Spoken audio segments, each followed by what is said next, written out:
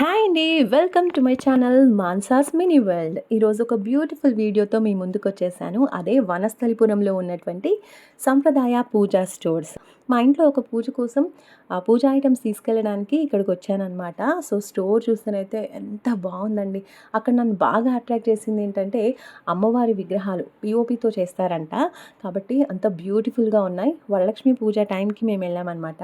So ఆ టైంలో అన్ని వరలక్ష్మి అమ్మవారి విగ్రహాలు చిన్న సైజ్ నుంచి పెద్ద సైజ్ వరకు అన్నీ కూడా చాలా బ్యూటిఫుల్గా ఉన్నాయండి. ఫుల్లీ ఇలా డెకరేషన్ చేసి ఉన్నాయి.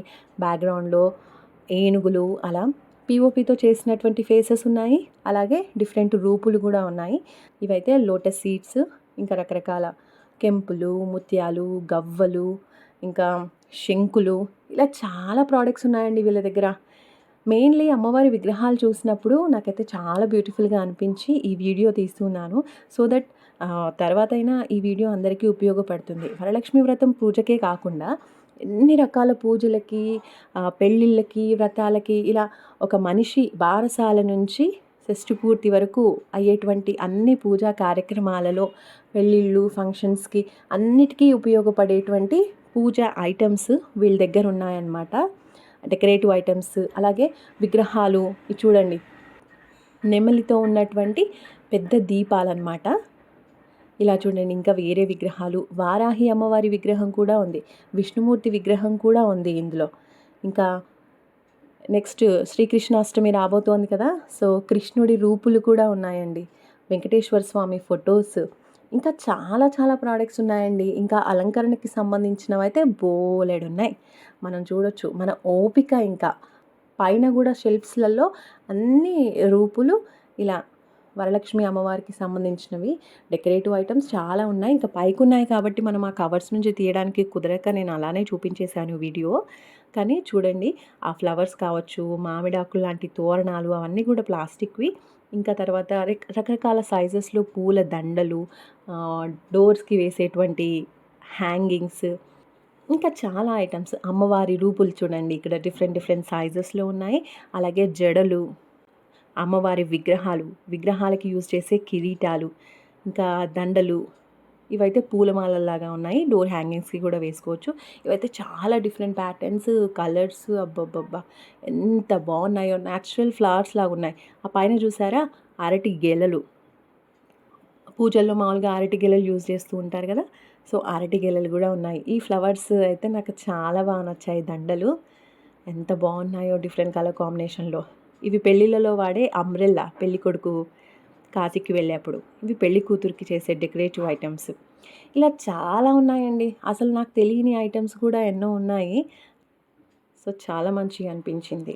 ఆల్ ప్రోడక్ట్స్, ఆల్ పూజా ఐటమ్స్కి వన్ స్టాప్ సొల్యూషన్ అని చెప్పొచ్చు సంప్రదాయ పూజా స్టోర్స్. రెగ్యులర్గా వాడే పూజా ఐటమ్స్తో పాటు అక్కడ మీరు చూడొచ్చు చాలా చాలా డిఫరెంట్ ఐటమ్స్ కనిపిస్తున్నాయి. నేనైతే ఇవి ఎప్పుడూ చూడలేదు, ఇది ఫస్ట్ టైం అవన్నీ చూడడం కూడా. గూగుల్లో కూడా టైప్ చేస్తే సంప్రదాయ పూజా స్టోర్స్ అని ఫుల్ ఇన్ఫర్మేషన్ వస్తుంది, ఫోన్ నెంబర్ కూడా వస్తుంది.